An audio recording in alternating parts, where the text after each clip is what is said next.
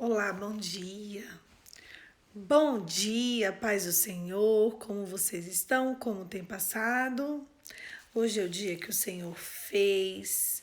Vamos nos alegrar. Sexta-feira, sextou. Mais uma sexta-feira que estamos aqui com a graça de Deus. Hoje é dia de 1 Coríntios, capítulo 3. Vamos lá? Vamos começar? Coríntios 3. As divisões da igreja. Irmãos, não lhes pude falar como espirituais, mas como a carnais, como crianças em Cristo. Dei-lhes leite e não alimento sólido, pois vocês não estavam em condições de recebê-lo. De fato, vocês ainda não estão em condições, porque ainda são carnais. Porque, visto que há inveja e divisões entre vocês, não estão sendo carnais e agindo como mundanos? Pois quando alguém diz, eu sou de Paulo, e outro, eu sou de Apolo, estão sendo mundanos. Afinal de contas, quem é de Apolo, quem é de Paulo? Apenas servos por meio dos quais vocês vieram a crer conforme o ministério que o Senhor atribuiu a cada um. Eu plantei, Apolo regou, mas Deus quem fez o crescer. De modo que nem quem planta, nem quem rega são de alguma coisa, mas unicamente Deus que efetua o crescimento.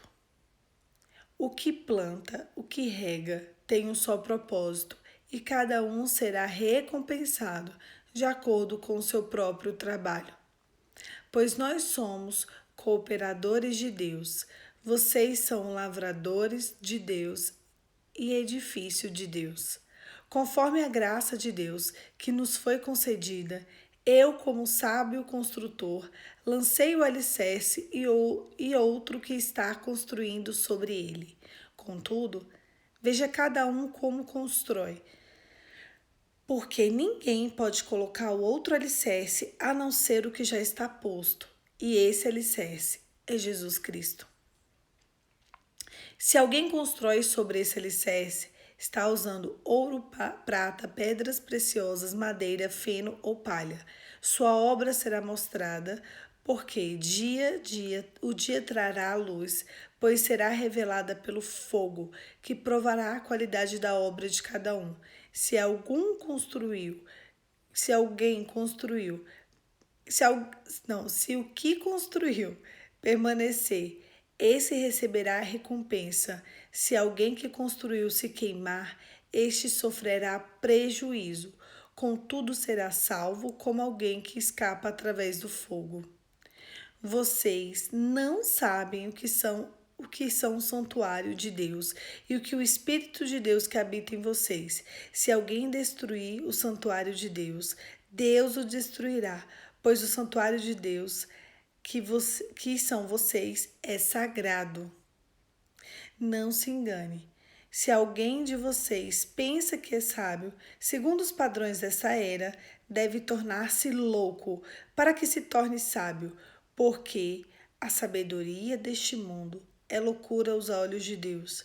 Pois o que está escrito, ele apanha dos sábios na astúcia deles.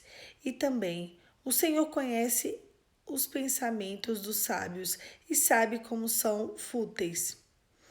Portanto, ninguém se glorie aos homens, porque todas as coisas são de vocês. Seja Paulo, seja Apolo, seja Pedro, seja o mundo, a vida, a morte, o presente, o futuro.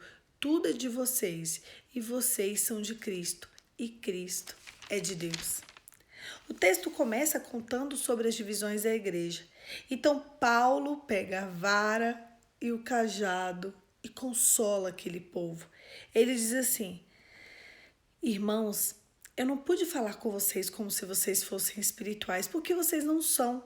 Vocês são extremamente carnais. Vocês são como crianças em Cristo. Eu dei leite e não alimento sólido, porque vocês não estavam em condição de recebê-lo. De fato, até agora, vocês ainda não estão em condições, porque vocês ainda são carnais. Observe pelo comportamento de vocês, observe que dentro de vocês tem inveja e divisões. Observe que vocês não estão agindo como pessoas mundanas, porque quando alguém diz, eu sou da tribo do Paulo, eu sou da tribo do Apolo, eu sou da tribo do Pedro, então vocês estão se comportando como o quê? Porque se vocês se observarem, vocês vão perceber que eu plantei, Apolo pode ter regado, mas quem colhe é Deus, é Cristo. Todo o ministério, todo o evangelho, todas as escrituras giram em torno de Cristo.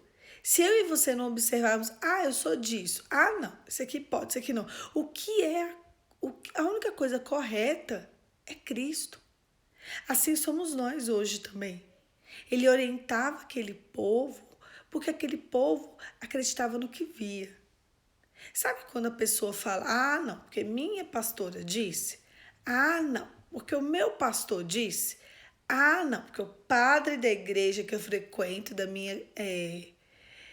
ali da minha congregação, disse isso, da minha paróquia. Não, eu não quero saber o que o seu pastor, sua pastora, seu diácono, seu presbítero, eu não quero saber o que o seu padre diz, eu quero saber o que Deus diz.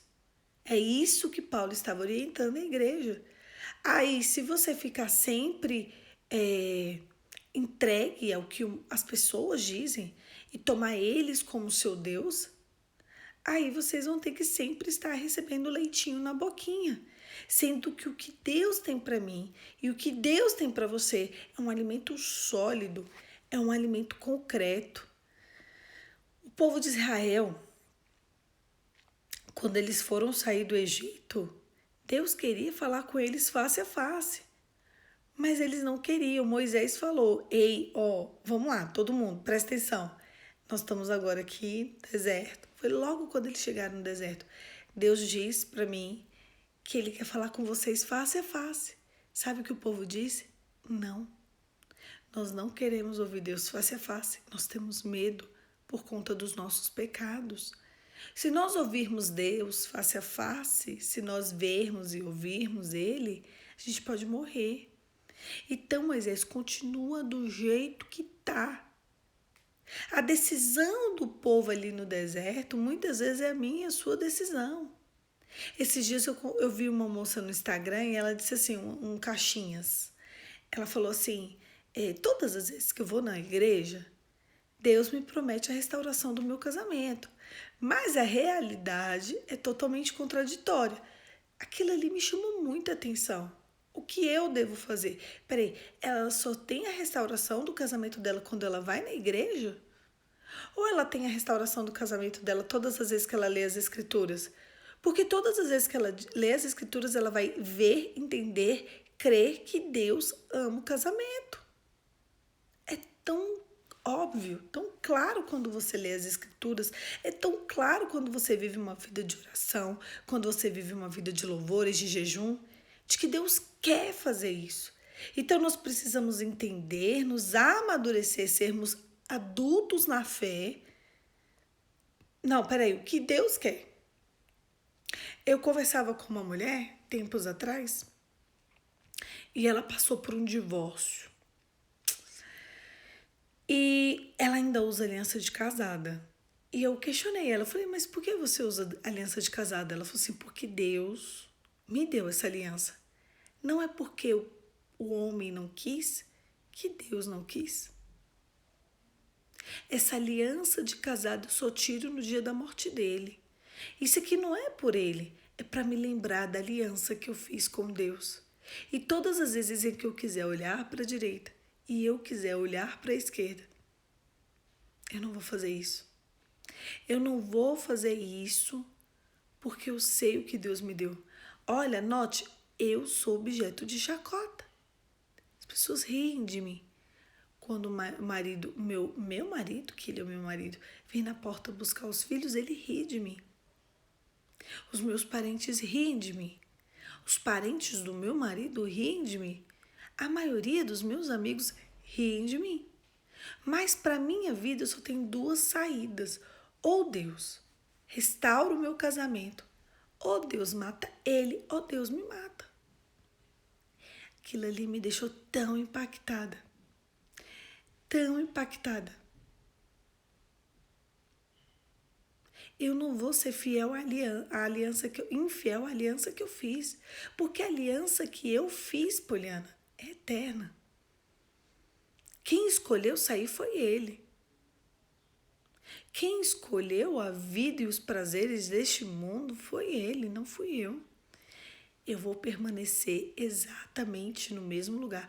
E eu achei interessante que ela dizia o seguinte: quando Adão e Eva saiu do paraíso, quem saiu foi eles, não foi Deus. Deus permanece no mesmo lugar. Ou eu permaneço no mesmo lugar até que o Senhor resolva transformar essa história, ou eu não sou cristã de verdade. E aqui o texto eu acho interessante que ele de novo fala o seguinte: porque a sabedoria deste mundo é loucura aos olhos de Deus, pois está escrito, ele apanha os sábios na astutícia dele.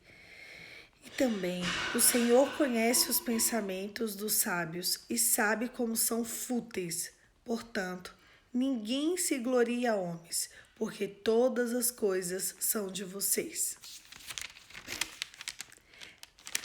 Olha só, se eu hoje ver uma mulher que já é divorciada há anos, usando uma aliança e sendo fiel àquilo que ela fez antes do rompimento da aliança, talvez, não eu, porque eu realmente não acho errado, talvez você ou o coleguinha fale, ela é uma louca, ele é um louco. A primeira coisa que a gente faz, que eu vejo que a mulher ou o homem faz quando é abandonado, ele arranca a aliança também. Mas a gente precisa de entender que Deus foi quem deu a aliança. Aonde você está? Tem gente que me diz assim, eu estou lutando pelo meu casamento. A primeira coisa que eu pergunto é, onde está a sua aliança? Joguei fora. Tá no criado mudo. Tá escondido. Tá no sei o quê. Tá no sei o quê. Não, peraí. Se você não é capaz de enfrentar o uso da aliança para mostrar para você e para o mundo que você está lutando, você é capaz de fazer o quê? Dali 3 dias a pessoa vira para mim e fala assim, não suporto mais, quero sumir, quero de fato viver uma outra história. No meu dedo, tem gente aqui dizendo que está no meu dedo e outra dizendo a minha está guardada. Pega agora, você está com o celular na mão, levanta, pega a aliança, pede perdão agora para Deus e coloca ela no lugar de onde ela nunca deveria ter saído. Deus continua no jardim do Éden.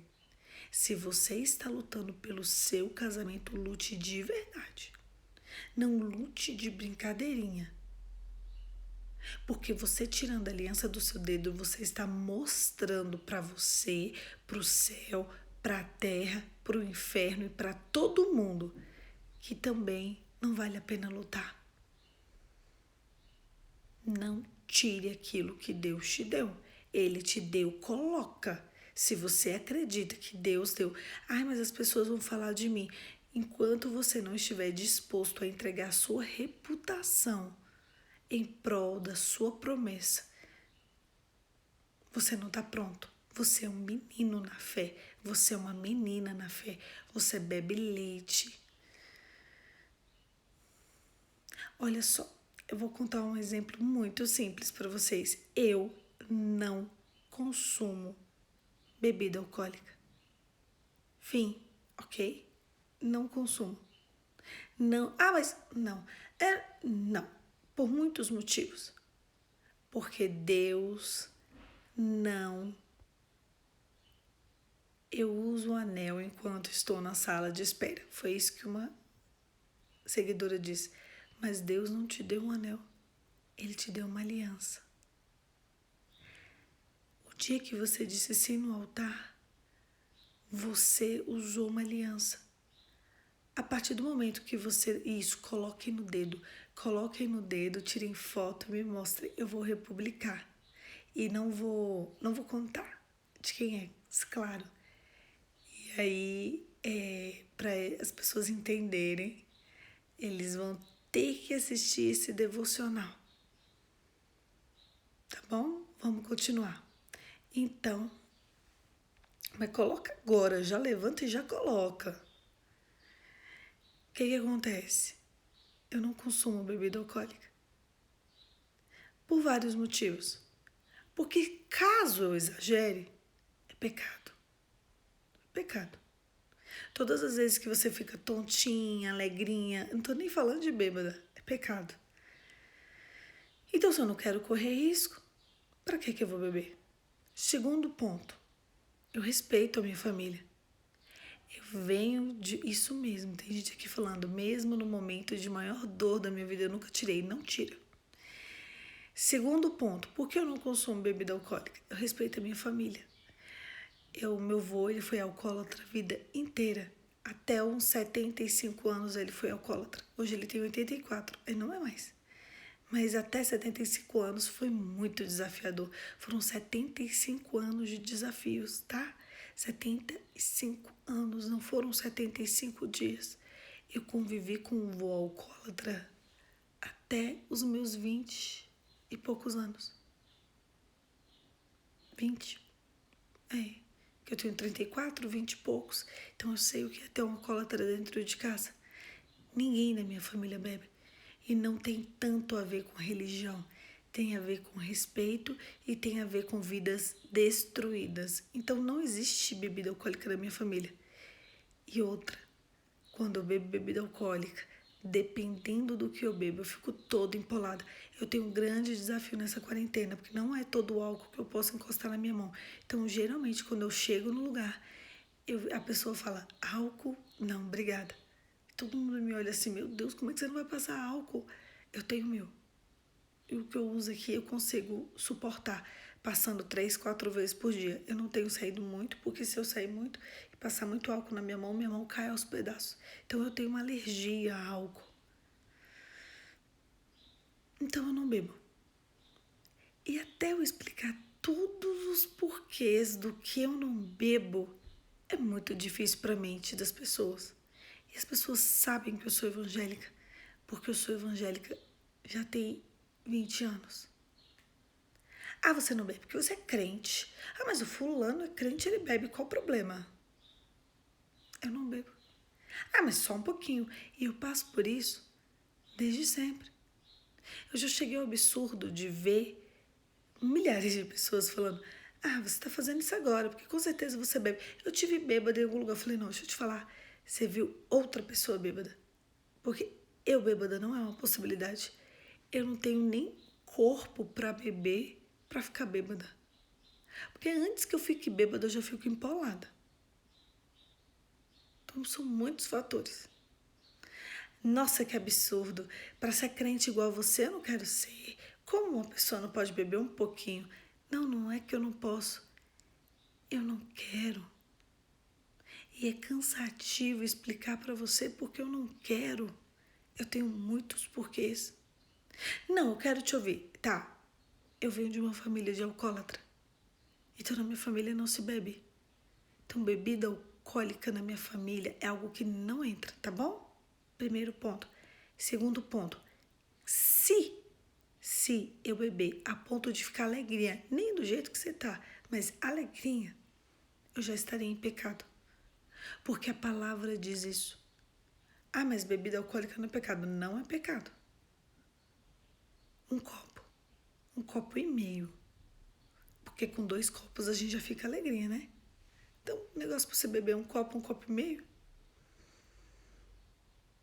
Ah, mas não quero. Então, quantas vezes eu já fui taxada de boba e de outros nomes que eu nem vou citar aqui, de menina, de religiosa, porque eu não quero beber. Porque a primeira coisa que as pessoas veem quando você não quer beber, ai, nossa, é careta.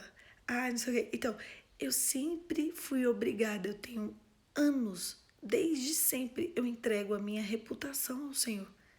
Ah, Poliana, mas o peso de não beber uma bebida alcoólica e o peso de você carregar uma aliança de um divórcio na sua dedo, sendo que às vezes o cara tá com outra, às vezes ele já casou com outra, às vezes já fez filho com outra, às vezes ele tem uma vida inteira com outra e você tá com uma aliança, você vai ficar aqui igual uma boba? Você que sabe. A escolha é sua. É cansativo para mim, muitas vezes, explicar. Vocês não me veem em social e nem saindo porque a gente não sai. Mas a minha rotina é assim. Todos os dias eu tenho uma coisa para fazer na rua. Eu tenho um evento. Sábado, geralmente, eu tenho 5, 6 festas para ir. Sexta, eu tenho que escolher aonde eu tenho que ir. Às vezes eu passo meia hora numa festa, meia hora noutra, meia hora noutra. Essa é a Poliana. Sábado, eu tenho muito evento. Domingo, igreja, almoço. Depois do almoço, dar uma passadinha em alguma festa de criança. Depois, culto. Depois, casa. Ufa. Segundo, um café com alguém, uma reunião, alguma coisa. Dar uma instrução para alguém, ajudar em alguém, alguma coisa. Então, eu sempre tive muito evento. Até porque eu sou advogada, então eu tenho muita reunião externa para fazer. Hoje em dia é tudo pelo Zoom. Hoje em dia é tudo videoconferência, mas antes. Então, ter acesso à bebida alcoólica é algo que sempre foi inerente a mim. E eu passo 34 anos tendo que dizer não. A minha reputação está entregue nas mãos do Senhor. Sempre ali começa alguém me a observar, porque eu aprendi desde cedo que existe uma nuvem de testemunhas ao meu redor. Só um instante. A palavra de Deus diz que existe uma nuvem de testemunhas te observando. Eu quero saber como está a sua preocupação diante da sua reputação com os homens dessa terra. Porque a tua família vai rir de você. Quantas mulheres eu convivo que não tirou aliança, que já tem 5, 6 anos de divorciada e não tirou. E é chacota nas festas de família. Eu quero saber agora o que vocês... Eu conheço um homem também. Ele é chacota nas festas de família. Com os amigos. Todo mundo fala mal dele pelas costas. E a minha frase, depois que eu passei de menina para uma mulher na fé, eu sempre falo, e eu consigo calar essas pessoas. Eu sempre falo, mas o que importa é a aliança que Deus deu ou a aliança que o homem destruiu. Ele está disposto ou ela está disposta a entregar a reputação dela nas mãos do Senhor. A tua opinião não está interessando muito, porque você está observando, você está ouvindo, você está percebendo o que os teus olhos veem. Ah, Poliana, mas fica com expectativa de uma restauração que pode nunca acontecer. Sim, a restauração pode nunca acontecer, mas essa pessoa está usando essa aliança porque ele entendeu que acima da restauração aqui na terra existe uma restauração no céu. Se Deus nunca devolver o seu marido, se Deus nunca restaurar o seu casamento, mesmo assim, você vai estar disposto ou disposta a entregar a sua reputação nas mãos do Senhor? Se ajoelha diante de Deus e fala com Ele. Porque se você também tiver com uma aliança, com a certeza de que Ele vai voltar, e daqui 20 anos você continua com a aliança no dedo? Poxa, Poli, eu fiquei com 20 anos de expectativa. Não, você não ficou com 20 anos de expectativa de que ele ou de que ela volte. Você ficou com 20 anos de expectativa de que você estava disposto a entregar a tua reputação para Deus. Agora, se você quiser tirar a aliança do dedo, não tem problema. Aí já é uma questão emocional sua. Um suporte emocional seu. Não é pecado. Isso não é doutrina. é o tanto que a gente consegue suportar. E às vezes você não consegue suportar por tanto tempo. E ok para você por isso. Ok. Mas existem aqueles, e eu tô falando desses, tá?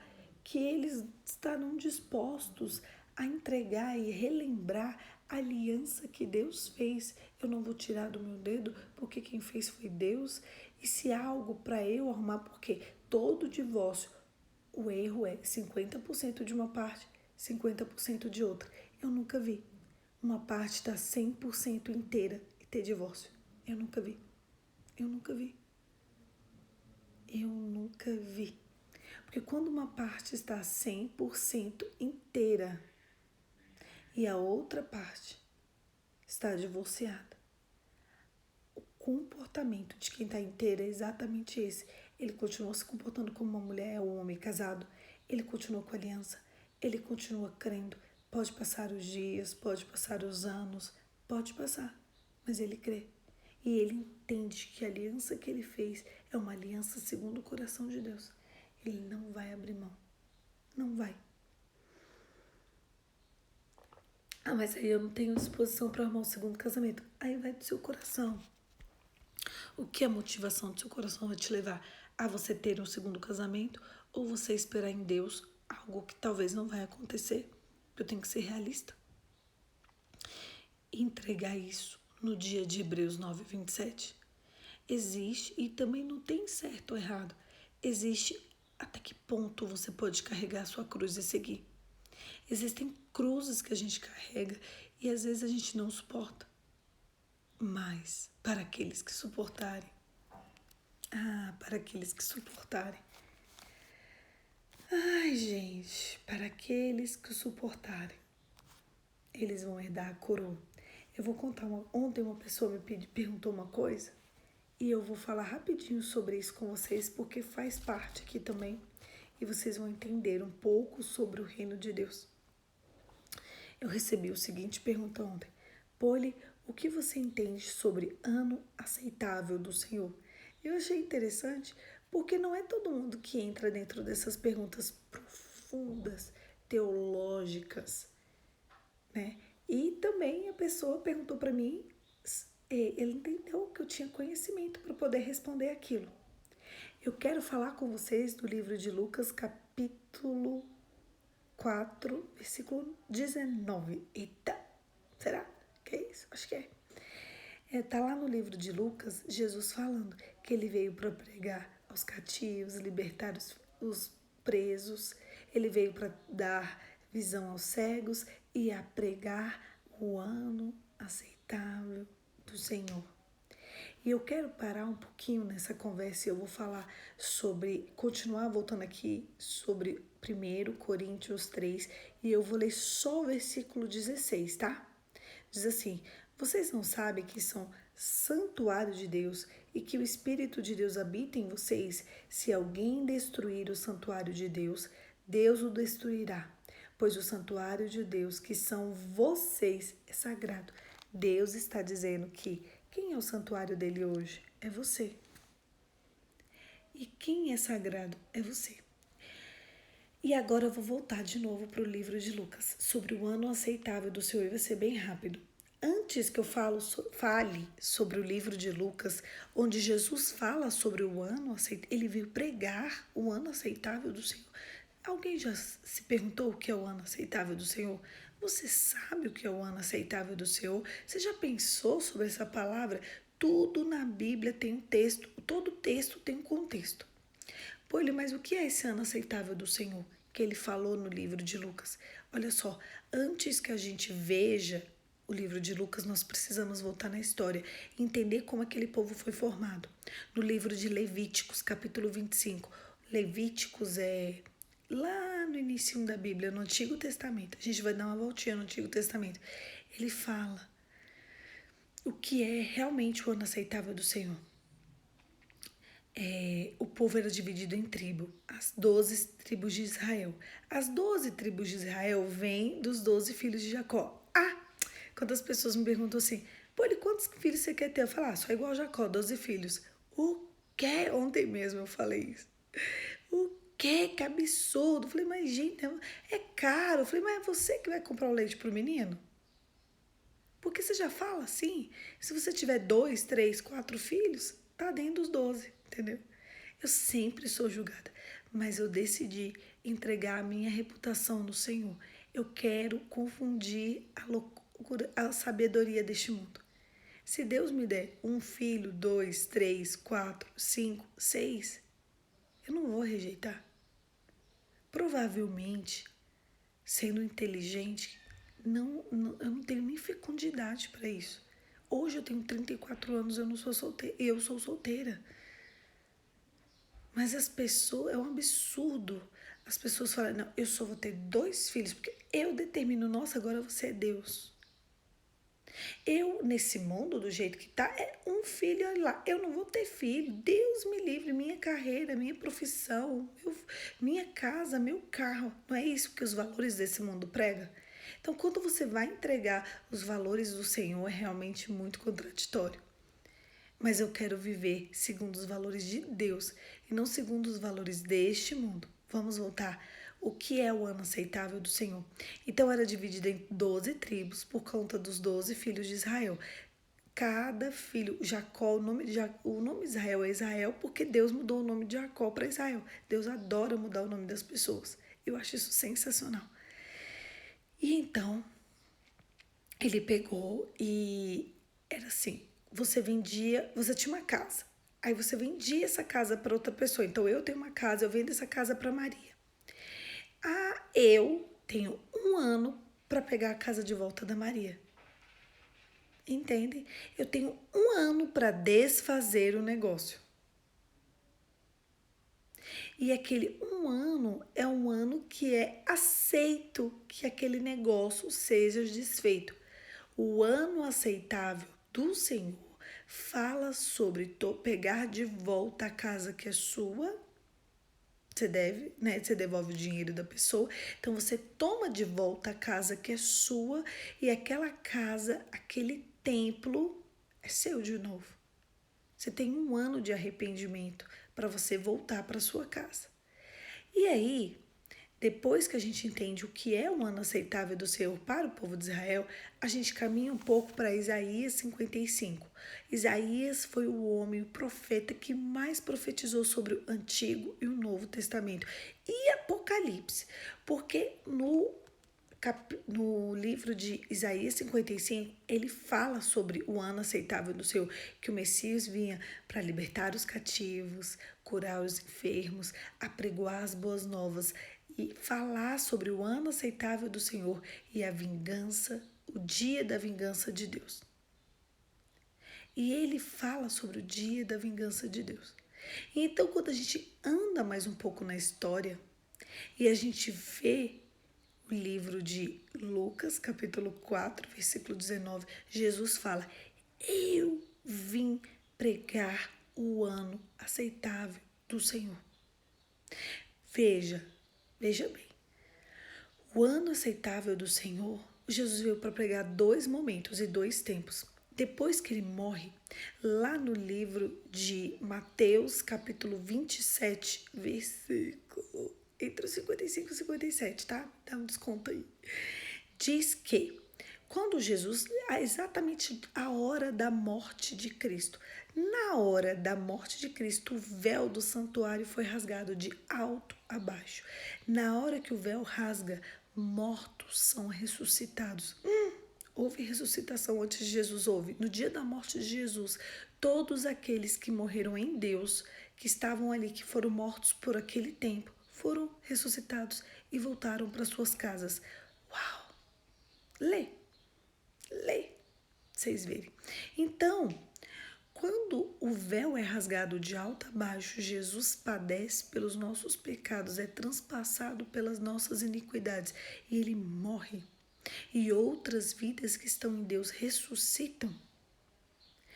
Ali começa o ano aceitável do Senhor. O ano aceitável do Senhor é um ano em que o corpo daqueles que confessam Jesus e que vivem uma vida de santidade são entregues a Deus. Porque quando Jesus morre, ele vai no inferno, ele toma a chave do domínio da minha vida, da sua vida, das mãos de Satanás, e ele entrega na nossa mão. Quando ele entrega na nossa mão aquela chave, através do sangue dele derramado, aquela chave representa a casa. E a casa é representada pelo nosso próprio corpo. Vocês conseguiram entender que antes de Jesus, escreve para mim, estou entendendo tudo, ou sim? Então, antes de Jesus, a casa era uma casa física.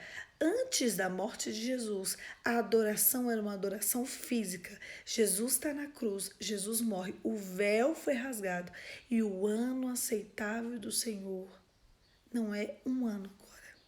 É o tempo que você confessa Jesus como seu único suficiente Salvador e você vive essa vida carnal até o dia da sua morte. Este é o ano aceitável do Senhor. Isso mesmo, escreve para mim se vocês estão entendendo, que eu preciso saber se eu tenho que diminuir o padrão, porque vocês são o meu parâmetro. Então eu quero saber se você que está ao vivo aqui, eu diminuo o padrão de ensino, se eu continuo o padrão ou se eu posso aumentar o padrão, tá? Porque vocês são os meus balizadores, tá? Vai escrevendo para mim se vocês estão entendendo o raciocínio e o que é o ano aceitável do Senhor. Então, vamos supor, eu confesso Jesus como meu único suficiente Salvador hoje. Então, hoje começa um ano aceitável do Senhor na minha vida. Então, daqui a pouquinho eu começo a cometer pecados em que eu destruo a presença de Deus e do Espírito Santo na minha vida. Eu destruo. Obrigada, vai falando. Eu destruo o ano aceitável do Senhor. É difícil mesmo, mas vai concentrando. Então, eu destruo o ano aceitável. Então, sei lá, eu hoje confesso Jesus. Amanhã eu traio o meu marido. Então, o que está mostrando aqui? Que eu faço parte não da nova aliança, mas da antiga. E eu vou voltar nesse texto aqui, porque esse texto aqui diz assim, olha, vocês são tão crianças, vocês são tão carnais, que entre vocês está cheio de divisões e de inveja.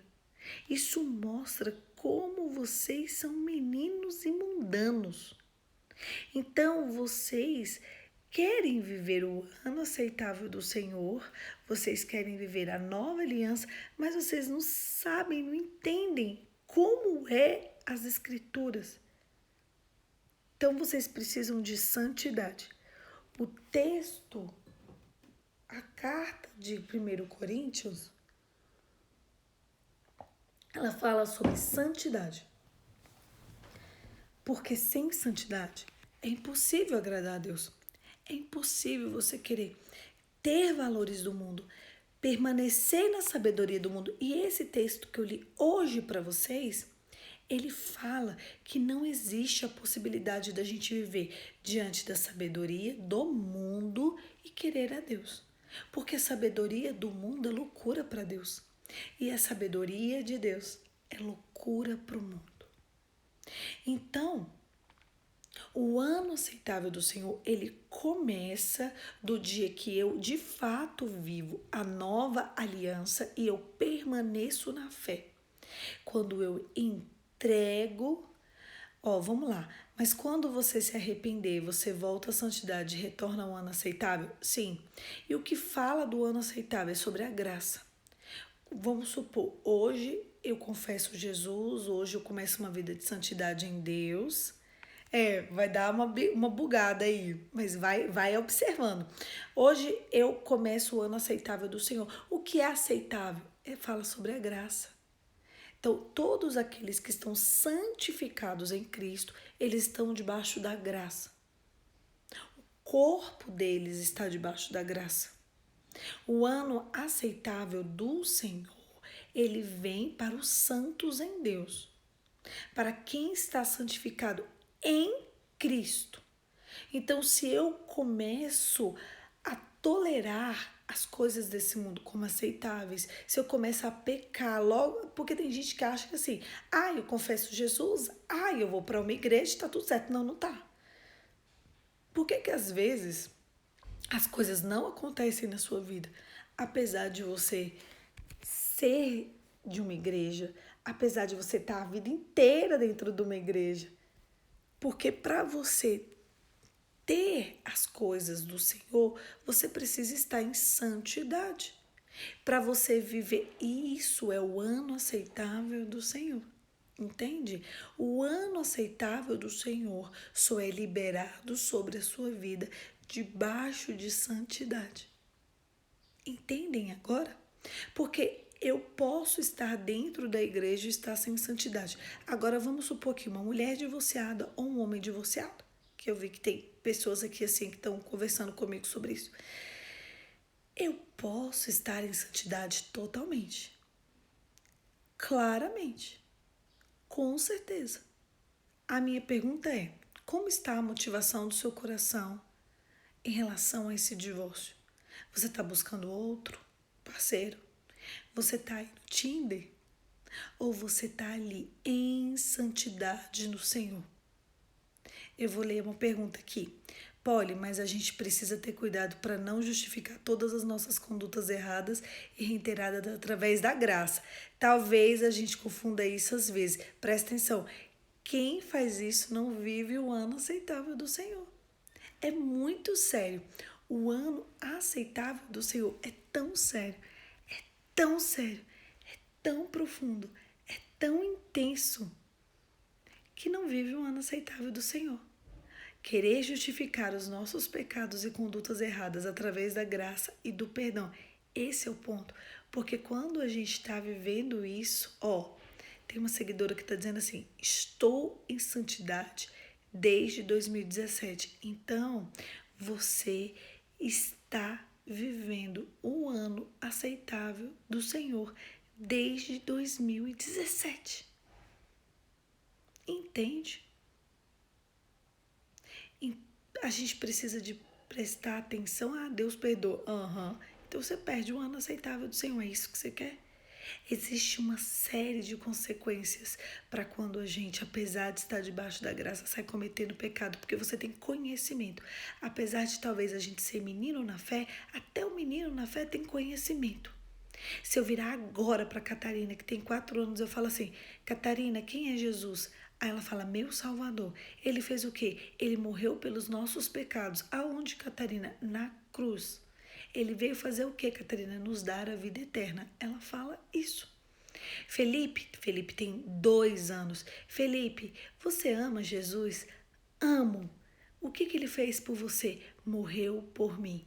Ele fala isso. É o nível deles. O nível do Felipe é saber que Jesus morreu por ele e que ele ama Jesus. Pronto. Esse é o nível.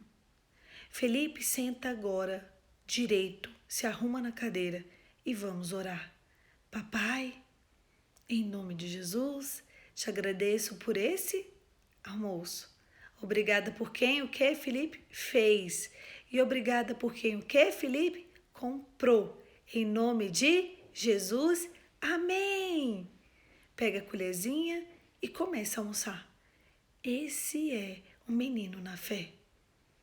Essa é uma criança. E o que o Senhor quer nos trazer aqui e mostrar pra gente que o ano aceitável do Senhor só é vivido por quem está em santidade. Porque quem não está em santidade e acha que porque frequenta a igreja, que confessou Jesus, que talvez lê Bíblia, que não sei o quê, e que dá uma esmolinha aqui, que faz uma coisa boa porque a pessoa é boa do coração, não está vivendo. Se eu estiver em pecado, eu não estou vivendo o ano aceitável do Senhor. Esse é o pulo do gato, porque a graça de Deus só é entregue no ano aceitável. Vocês entenderam? As misericórdias de Deus só são entregues no ano aceitável. Foi por isso que eu trouxe o ano aceitável hoje pra gente. Por isso que esse ensino veio para nós. O ano aceitável é entregue quando eu fecho brechas. É quando eu luto pelo meu casamento e eu não tiro a aliança, porque eu luto pelo meu casamento. É quando eu luto pelo meu casamento, eu nem olho para a direita nem para a esquerda, porque eu estou com um propósito firme. E já tem 1 ano, 2 anos, 3 anos, 5 anos, 10 anos, e eu luto por aquilo. Se é isso que você luta, tô falando, não é errado não lutar. Só tô dizendo, se é isso que você luta, é lutar, que é o correto. E ali você vive o ano aceitável do Senhor. Porque a graça de Deus, ela não é de graça.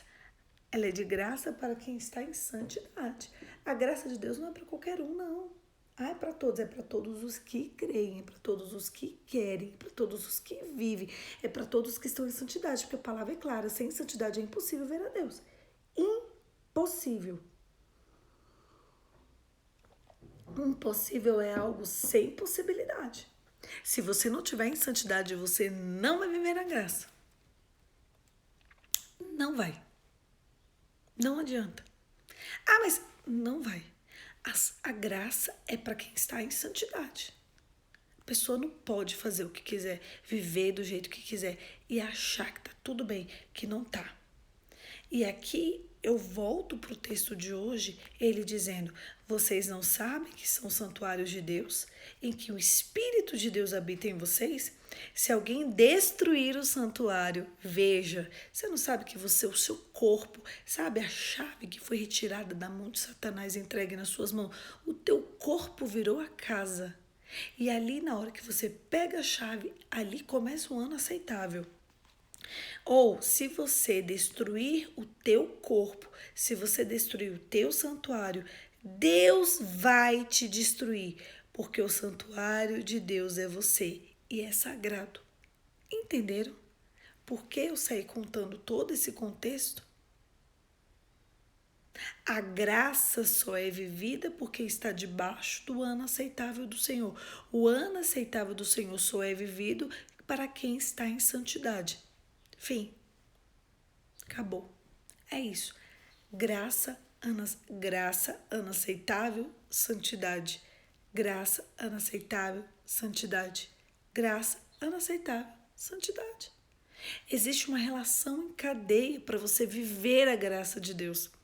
Quebra todos os argumentos das pessoas que dizem: posso fazer o que eu quiser, posso fazer coisas erradas, porque Deus vai me perdoar. Tá bom, Deus é perdoador, mas a graça só é vivida por quem está dentro do ano aceitável.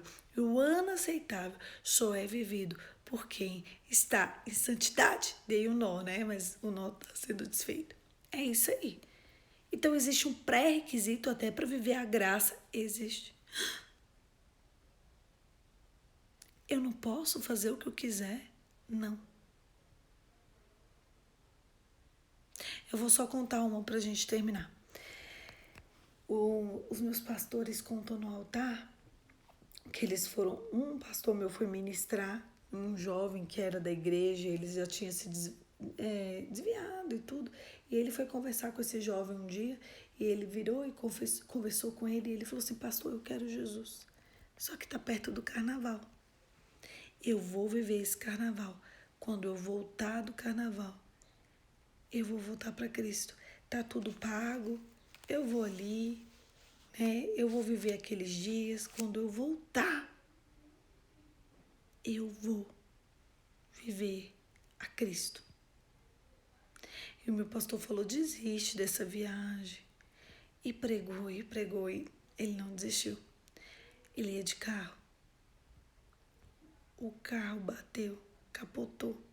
Só ele morreu. Fim. Ele morreu antes de viver o tempo aceitável do Senhor, porque ele desistiu de santificar o corpo dele. Vocês entenderam? Deus não vai abrir mão de você. Você pode abrir mão de Deus, mas ele não vai abrir mão de você. E por fim, para a gente finalizar de verdade, Isaías ainda fala sobre o dia da vingança de Deus. Jesus não fala sobre isso. Se vocês perceberem, Isaías fala, Jesus não. Por quê? Porque o dia da vingança de Deus foi descrito no livro de Apocalipse. O dia da vingança de Deus será vivido na segunda volta de Cristo. A primeira volta de Cristo, o Senhor veio nos pregar sobre o ano aceitável do Senhor, sobre graça, sobre misericórdia, sobre o amor, sobre viver e querer uma vida santa, sobre se eu tiver em santidade, a graça me alcança, a graça alcança, a misericórdia alcança, alcança. Só que o dia da vingança do Senhor será vivido assim que Jesus voltar de novo. Eita, eita, eita. Tudo na Bíblia faz sentido. Hoje foi um dia de muito ensino, muito conhecimento. E eu tenho certeza que hoje nós demos mais um passo em prol da maturidade. E a gente entende hoje. Você escolhe, sempre a escolha sua, tem o livre arbítrio. O que você quer viver diante dos valores deste mundo ou diante dos valores de Deus? O que você quer? Você sabe aos teus próprios conselhos ou viver o ano aceitável do Senhor? Eu, Poliana Graziele Abreu Damascena, escolho viver o ano aceitável do Senhor. Não duvide, a escolha é sempre sua. Feche os seus olhos e vamos orar. Pai, em nome de Jesus, hoje eu quero entregar o nosso corpo como sacrifício diante do teu altar. Hoje eu quero colocar diante de ti a nossa reputação. Eu quero colocar diante de ti tudo que o Senhor tem nos dado, nos apresentado. Eu quero te agradecer por esse momento. Eu quero te agradecer por esse ensino.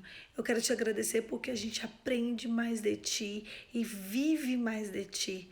Obrigada, Senhor, porque o Senhor é o meu pastor e nada me faltará. Obrigada, Senhor, porque a tua vara e o teu cajado nos consolam e nos confortam. Obrigada, Pai, porque o Senhor é um presente na nossa vida. Obrigada, Senhor, porque o Senhor está sempre conosco, ainda quando a gente não mereça. Como o Senhor é paciente em esperar o nosso tempo para que a gente viva o ano aceitável do Senhor. Senhor, eu não vou mais abrir mão da fé, eu não quero mais abrir mão da tua presença. Por isso eu te peço, não retires a teu doce Espírito Santo de mim. Em nome de Jesus. Amém.